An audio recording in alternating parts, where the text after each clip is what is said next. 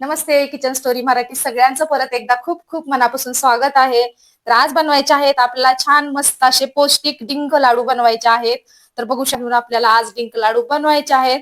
छान मस्त थंडी सुरू झालेली आहे. तर आपल्याला छान ताकद येण्यासाठी किंवा आपले हाडं वगैरे दुखतात, जॉईंट दुखतात त्यासाठी औषधी म्हणून आपण औषध म्हणून जरी खाल्लं, औषध न खाता जर असा एखादा एक लाडू जरी आपण खाल्ला तर आपल्याला औषध किंवा गोळ्याची सुद्धा गरज पडणार नाहीये. तर हे बघा बघू शकता इथं काय काय घेतलेलं आहे मी डिंक लाडू बनवण्यासाठी. तर इकडे बघा बघू शकता इकडे मी खजूर घेतलेली आहे. ही साधारण पावशेर खजूर आहे. इकडे पावशेर मी छान असा गुळ बारीक करून घेतलेला आहे. आणि इकडं पावशेरची निम्मी मी तीळ घेतलेली आहे. तीळ थंडीमध्ये खाण्यासाठी एकदम चांगली असते. ही आपली मी पॉलिशची तीळ घेतलेली आहे. तुम्ही जर आपली बिन पॉलिशची अशी थोडीशी काळसर तीळ असते ती वापरली तर एकदम छान आहे. आणि घेतलेला आहे आपला डिंक. डिंक तर लय महत्वाचा आहे डिंक लाडूसाठी पण आणि आपल्या शरीरासाठी पण. आपल्या शरीरात चिकटपणा राहतो आणि हाडं आपले मजबूत होतात त्यासाठी ही डिंक वापरणार आहे मी. आणि ही मनुके वापरणार आहे. एवढं साहित्य मी टाकून मस्त असे डिंक लाडू करणार आहे. त्यासाठी लागणार आहे आपल्याला गावरान तूप. आणि इकडे बघू शकता ही अर्धा किलो पेक्षा थोडं जास्त असेल छान असं ही सुकं खोबरं मी छान बारीक असं किसून घेतलेलं आहे. तर बघा एवढं छान असं किसून झालेलं आहे. चला तर मग आता मैत्रिणींनो आपले लाडू बनवायला आपण सुरुवात करू. सर्वात आधी मी इकडे गॅस चालू करून घेतलेला आहे आणि आपली कढई ठेवलेली आहे. तर आपल्याला थोडंसं खोबरं गव्हाळ गव्हाळ असं भाजून घ्यायचं आहे. खोबरं भाजलं ना म्हणजे आपले लाडू खराब पण होत नाहीत आणि खायला पण छान चव येते. खरपूस असं मस्त छान भाजलं ना तर खोबऱ्याची चव छान लागते आणि आपले लाडू किती पण दिवस महिनाभर 2 महिने टिकू शकतात. तर आपल्याला आता हे थोडं थोडं करून हे असं खोबरं छान कमी गॅसवर भाजायचं आहे. आपल्याला खोबरं भाजलं तर पाहिजे आपलं पण आपलं खोबरं काळं नाही झालं पाहिजे. छान असं खरपूस खोबरं आपल्याला भाजून घ्यायचं आहे. असं हलवून हलवून आपल्याला हे खोबरं भाजून घ्यायचंय. जास्त लाल पण करायचं नाहीये. फक्त ह्याच्यामध्ये जो नमपणा असतो तो आपल्याला कमी करून घ्यायचा आहे. कारण तसं केलं ना म्हणजे जाळी वगैरे लागत नाहीये. त्यासाठी हे आपण खोबरं भाजून घेणार आहे. अशा प्रकारे हे खोबरं आपल्याला भाजायचं आहे. किंवा हे लाडू इतके पौष्टिक आहेत. आपले मुलं वगैरे बाहेर असतात, शाळेला असतात किंवा हॉस्टेलला असतात तर तिथं मेसचं वगैरे जेवण मिळतं. तेवढ्या त्या जेवणामध्ये एवढं काय पौष्टिकता कुठली नसती. त्यासाठी जर आपण ही काळजीने जर आपल्या मुलांना लाडू बनवून दिले तर ते रोज एक लाडू जरी खाल्ला तर बघा कमी गॅस ठेवायचा आहे आणि असं आपल्याला भाजून घ्यायचं आहे. कारण सुकं खोबरं असतं लय लवकर हे काळं होतं आणि करपाय बघतं. त्यासाठी हे सारखं आपल्याला उलटणं असं हलवतच राहायचं आहे. असे छान असे लाडू डिंक भरपूर घालून बनवलं. साखरेचा वापर केलेला नाही आपण ह्याच्यात गुळाचा वापर केलेला आहे. गुळ पण कमीच टाकायचा आहे कारण आपला खजूर आहे. खजूरचा पण गोडवा ह्याच्यामध्ये येणारच आहे लाडू मध्ये आपल्या. नक्की तुम्ही सुद्धा तुमचे मुलं कुठे बाहेर असतील हॉस्टेलला वगैरे तर नक्की असे लाडू बनवून द्या.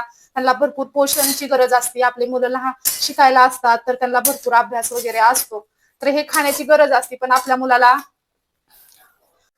तर हे बघा बघू शकता छान असं खोबरं आपलं कुरकुरीत चांगलं गरम झालेलं आहे आणि भाजलं आहे. जसं जेवढं पाहिजे तसं आपण ही खोबरं भाजून घेतलेलं आहे.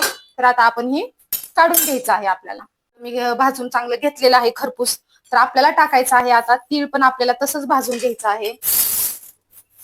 आणि आता थंडीच्या दिवसात तिळीचा जास्त हे असतो कारण आता बघा आपली संक्रांत येते काहीतरी तिळीचं असतं ह्या थंडीच्या दिवसात. त्याच्यामुळे भरपूर तीळ आपल्याला निसर्गाने सुद्धा ही तीळ खायला लावलेली आहे. सणाच्या रूपामध्ये आपल्याला हे तीळ खाण्यात येते आपली. तर त्यासाठी आपण थोडंसं जास्त आपल्या मुलांना टाकून बनवून द्यायचं. मस्त असे लाडू होतात. त्या संक्रांतीला तिळीचे लाडू, तिळीची चिक्की बनवली जाते किंवा तिळीचे करंजी, पोळी सगळं म्हणजे तिळीचं आपण तिळ वापर करून हे सणाला आपल्या साजरा करतो. निसर्गाने आपल्याला तीळ खाण्यासाठी एक सण दिलेला आहे. तुम्ही बघा विचार करा थोडासा थंडीमध्ये ह्या तीळ आपल्याला किती गरजेचे आहे आपल्या शरीरासाठी. तर आता ही तीळ आपल्याला छान अशी खरपूस भाजून घ्यायची आहे. मग तिळीची चव थोडीशी छान लागते. भाजल्याच्या नंतर थोडासा करवटपणा असतो तो कमी होतो. आता जसं मी खोबरं भाजून घेतलेलं आहे खरपूस लाल तशीच ही तीळ सुद्धा मी भाजून घेणार आहे. तर बघा बघू शकता तीळ सुद्धा छान असं खरपूस भाजलेली आहे आणि थोडीशी चपटी होती ती अशी थोडी फुगलेली आहे फुललेली आहे. म्हणजे आपली तीळ सुद्धा खरपूस आपण भाजून घेतलेले आहे. तेल तूप काही टाकलेले नाहीये आपण. असंच खोबरं आणि तीळ आपण बिन तेलाचं किंवा तुपाचं असं काही वापर नाही केलेला. तर आपण तीळ सुद्धा काढून घेणार आहे. आता तीळ खोबरं छान असं जसं पाहिजे तसं आपल्याला खरपूस मी भाजून घेतलेलं आहे. तर आता टाकूया आपण 1 चमचाभर तूप टाकणार आहे. चमचा 2 चमचे कारण आपल्याला आता डिंक छान असा तळून घ्यायचा आहे. त्यासाठी आपण ही गावरान तुपाचा वापर केलेला आहे. आपल्याला जेवढं नाही का आपल्या तळायला लागेल तेवढं आपण टाकून घेऊया. तिकडे तूप गरम होतंय आपलं, थोडंसं घट्ट होतं तूप फ्रीज मध्ये ठेवलेलं. तर हे बघा इकडे बघू शकता ही डिंक आहे. तर ही डिंकाचे असे मोठे मोठे खडे टाकायचे नाहीयेत, कारण हे आतमध्ये भाजले जात नाहीयेत. मस्त असा कुरकुरीत आपल्याला हा डिंक तळून घ्यायचा आहे. त्यासाठी हे बघा थोडासा हे बारीक असतो ना असा डिंक आपल्याला घ्यायचा आहे, म्हणजे छान असं तुपामध्ये लगेच तळला पण जातो. आणि आपण थोडंसं बारीक कशाने तरी केलं, वाटीने वगैरे बारीक केलं तर ही आपल्याला डिंक छान असा बारीक होतो. तर साधारण मी आता या लाडूला वापरणार आहे एक 10-15 ग्रॅम मी डिंक वापरणार आहे. तूप गरम झालेलंच आहे, आपण ही डिंक टाकून घेणार आहे. आणि चांगला थोडा थोडाच टाकायचा आहे डिंक, कारण डिंक काय होतो आपले जसं कुरडई वगैरे तेलामध्ये फुलते तसंही आपला डिंक सुद्धा फुगतो. आणि ह्याला असं हलवत राहायचं आहे. थोडासा गॅस कमी करायचा आहे आपला. तूप गरम झालं की गॅस कमी करून घ्यायचंय आणि आपल्याला असं हलवून हलवून ही छान असा डिंक आपल्याला पापडा कुरडई सारखं तळून घ्यायचा आहे.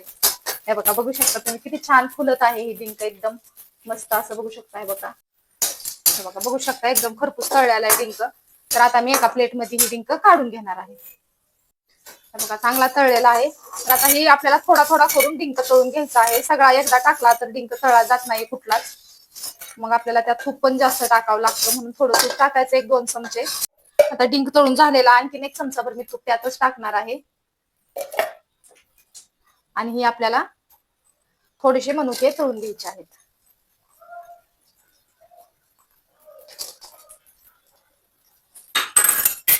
असं जर खायला दिलं तर किशमिश कुणाला मनुके वगैरे आवडत नाहीत मुलांना, तर तुम्ही असं बनवून द्या. लाडू मध्ये कळणार सुद्धा नाही लाडू मध्ये काय काय घातलेलं आहे.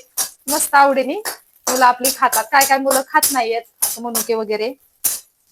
हे बघा बघू शकता मनुके पण छान तुपामध्ये मी तळलेले आहेत. मनुके पण आपल्याला ही काढून घ्यायचे आहेत.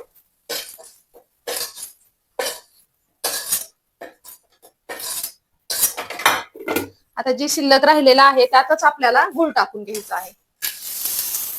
तुमच्या चवीप्रमाणे तुम्ही गूळ टाकू शकता, कमी जास्त.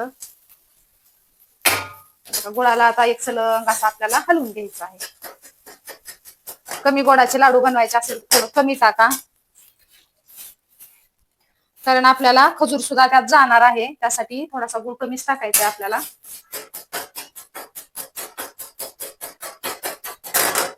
असा मी गूळ बारीक टाकून ही केला होता, बारीक केलेला होता गूळ, कारण विरघळायला पण लगेच होतो, विरघळतो बी लगेच आणि जास्त वेळ लागत नाही. गॅसवर ठेवावं लागत नाही जास्त वेळ. पावशेर टाकलेला आहे गूळ मी.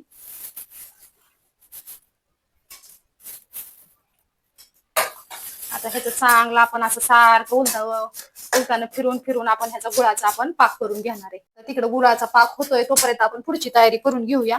तर हे बघा ही बघू शकता इकडं हे डिंक आपण तळल्याला, तर एका वाटीने वगैरे बघू शकता किती छान मऊ. बघा लगेच बघा बारीक होतो असा, कारण ह्याचं कसं आहे छान तळला ना गुळ तरच होतो असा, नाहीतर मग असा कच्चा जर राहिला तर आतमध्ये डिंकाचं तसंच राहतं. मिक्सरला केला ना तर जास्त असा खूप चिकट होतो, असा राहत नाहीये. आणि असा जर वाटीने वगैरे आपण गुळ बारीक केला ना तर असं लाडू मध्ये छान असं क्रिस्पीपणा ह्या डिंकाचा येतो आणि लाडू खायला छान लागतात. तर हे अशा प्रकारे आपल्याला एखाद्या वाटीने असं हे दाबून घ्यायचं आहे जाग्यावर. बघू शकता लगेच बारीक होतो ही गुळ डिंक आपला. चला मग आता असाच ही डिंक मी बारीक करून घेणार आहे वाटीच्या साह्याने. तर बघा बघू शकता किती छान मिक्सर मध्ये वगैरे काही टाकलेलं नाही, प्लेट मध्येच मी ही डिंक मस्त आहे बघा बारीक झालेला आहे. आणि तिकडं आपलं पाक सुद्धा गुळाचा पाक चांगला तयार झालेला आहे. तिकडे डिंक पण बारीक झालेला आहे. बघा बघू शकता एकदम वाटीने एकदम बारीक आपल्याला जसा पाहिजे तसा असाच डिंक टाकायचा. मिक्सर मध्ये काय होतं जास्त बारीक होतं, मग काय ते डिंक टाकल्यासारखं वाटत नाहीये. पण असा थोडासा मोठा टाकला ना तर आपल्या लाडू मध्ये आपल्याला मस्त तोंडात असं डिंकाची टेस्ट पण येते आणि कसं कुरकुरीतपणा आहे डिंकाचा आपल्याला जाणवतो. झालेला आहे तयारी. तर आता आपल्याला घ्यायचे आहेत लाडू वळायला. इकडं तळून मनुके टाकलेले आहेत, तिळचा वापर केलेला आहे. तुम्हाला अजून ह्याच्यामध्ये ड्रायफ्रूट टाकायचे असतील तर टाकू शकता तुम्ही, खजूर, बदाम किंवा काजू वगैरे जे तुम्हाला आवडत असेल ती टाकू शकता. मी आता हे एवढं टाकून बनवलेलं आहे. खसखस वापरू शकता तुम्ही याच्यामध्ये, खसखस पण चांगली असते. आता हे आपण डिंक पण ह्याच्यात टाकून घेणार आहे. हे डिंक पण आपण ह्यात टाकून घेऊया.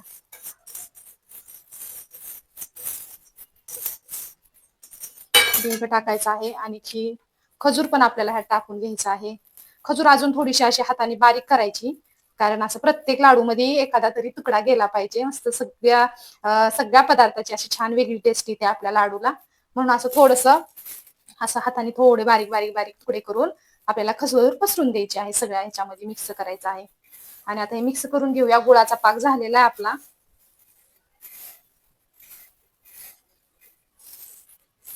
हो, बघू शकता किती छान मस्त असे सारण झालेलं आहे.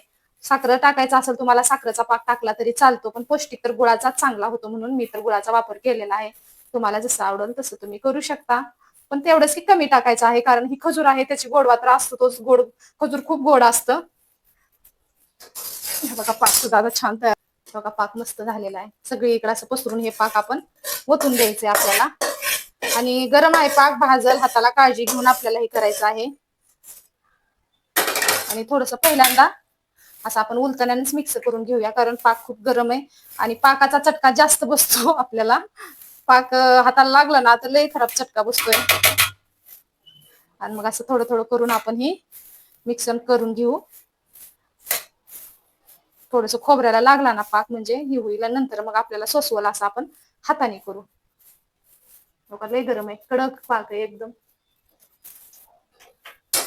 सगळा पाक आपण काढून घेणार आहे.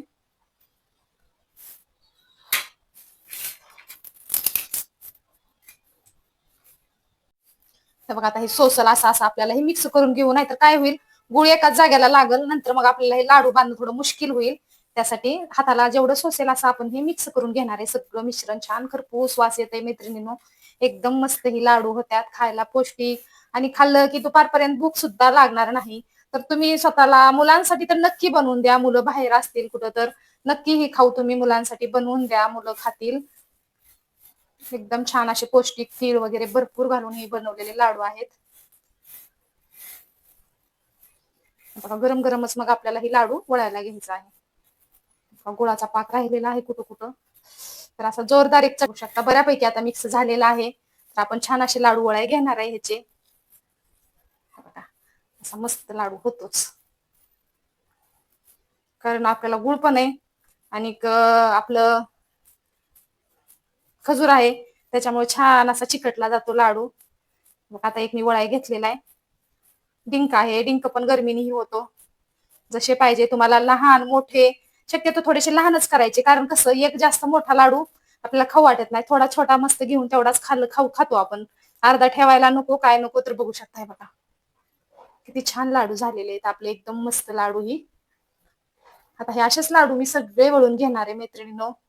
तर एवढे जर लाडू तुम्हाला मी दाखवत बसले तर माझा व्हिडिओ खूप मोठा होईल आणि तुम्हीच माझा व्हिडिओ संपूर्ण बघणार नाहीये. पण माझा व्हिडिओ तुम्ही संपूर्ण बघा. संपूर्ण बघितला तर तुम्हाला माझ्या डिंक लाडूची रेसिपी व्यवस्थित कळेल आणि तुम्ही सुद्धा नक्की बनवा. साध्या सिंपल पद्धतीने बनवलेला आहे. तर चला मग मी आता हे सगळे लाडू, गरम आहे तोपर्यंतच आपल्याला हे लाडू वळून घ्यायचे आहेत.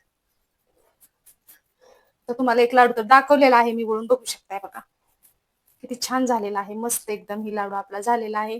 तर अशाच प्रकारे ह्या साईजचे किंवा याच्यापेक्षा छोट्या साईजचे तुम्ही लाडू बनवू शकता. चला मग आता पटापट आपण लाडू वळा घेणार आहे. तर बघा बघू शकता छान असे, खायला एकदम छान आहेत, पौष्टिक आहेत आणि टेस्टी पण लागणार आहेत. पण वळायला थोडस जड जाते बघा मैत्रिणीनं, कारण कसं आता भरपूर ही सारण झालेलं आहे. तर आता मी एकटीच आहे त्याच्यामुळे बराच वेळ लागेल. तर हे बघा होतात चांगले मस्त असे बारीक, आता हे मापात धरलेले आहेत मी. तर हे बघा बघू शकता अशा प्रकारे. हे बघा आता भरपूर लाडू वळायचे आहेत, तर सगळे लाडू मी तुम्हाला दाखवू नाही शकत. आता अशाच प्रकारे मी ही लाडू सगळे वळून घेणार आहे, मग तुम्हाला मी दाखवणार आहे. चला मग आता लाडू वळाय घेणार आहे. तर बघू शकता इकडे मस्त असे आपले डिंक लाडू सगळे वळून झालेले आहे. छोटे मोठे प्रत्येक प्रकारचे छोटा साईज केलेली आहे मी. ज्याला लहान खायचे ते लहान, ज्याला मोठा पाहिजे तसे 2-3 प्रकारचे मस्त असे हे लाडू वळून आपले खाण्यासाठी एकदम तयार झालेला आहे थंडीच्या दिवसात. आता मग तुम्हाला आजचा डिंक लाडूचा व्हिडिओ कसा वाटला नक्की मला कमेंट करून सांगा, आणि आवडला असेल तर एक लाईक करा. माझ्या चॅनलवर तुम्ही नवीन आला असाल तर चॅनल सबस्क्राईब करा. परत भेटू अशाच एक छानशा आणि पौष्टिक मस्त रेसिपी, तुम्हाला आवडणाऱ्या रेसिपी सोबत. तोपर्यंत धन्यवाद मैत्रिणींनो.